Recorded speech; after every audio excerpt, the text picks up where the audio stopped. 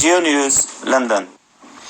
British Pakistani doctor Mohammad Yunus की किताब इश्क मुसाफिर की मैनचेस्टर में तकरीबन रुनुमाई हुई। जियो न्यूज़ के नुमाइंदे गुलाम मुस्तफा मोगल की रिपोर्ट।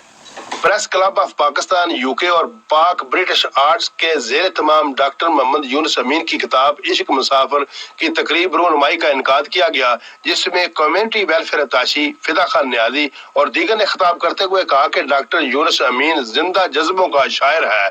उन्होंने अपनी किताब में लिखा है कि माँ की मोहब्बत का नेमल बदल नहीं हो सकता, मगर दूसरे रिश्तों को भी नजरअंदाज नहीं किया जा सकता। यूनुस अमीन साहब की एक किताब है जो कि उनकी 13वीं किताब है, उसकी तकरीब रोनुमाई के लिए हम मौजूद हैं। मैं इस चीज़ को फोकिया देना चाहता हूँ कि बच्चों को लाया जाए, उनको पता चले कि ये उर्दू ज़ुबान की अहमियत और अफादियत है क्या। इसमें ज़ुबान और अदब को फ़रोग़ देना और उसको बचाना ये सबसे अहम है, और ये प्रेस क्लब का एक शोबा है। कोई भी जुबान जिंदा ही उस वक्त रहती है जब आने वाली जनरेशन उसको कबूल करती है। शोरका का कहना था कि बरतानिया में नौजवान नस्ल को अपने आबाई वतन से जोड़े रखने के लिए उसका उर्दू जुबान से ताल्लुक बरकरार रखना जरूरी है। एमए पंजाबी के सिलेबस में जो है इनकी जो है शायरी और इनके सफरनामे जो है उनको शामिल किया जाएगा। उर्दू अदब के हवाले से वो पाकिस्तान कम्युनिटी के लिए उर्दू अदब के हवाले से हमेशा उनको सुनहरी हरूफ में भी लिखा जाएगा। हम वक्तन फवक्तन उर्दू की तरवीज के लिए हम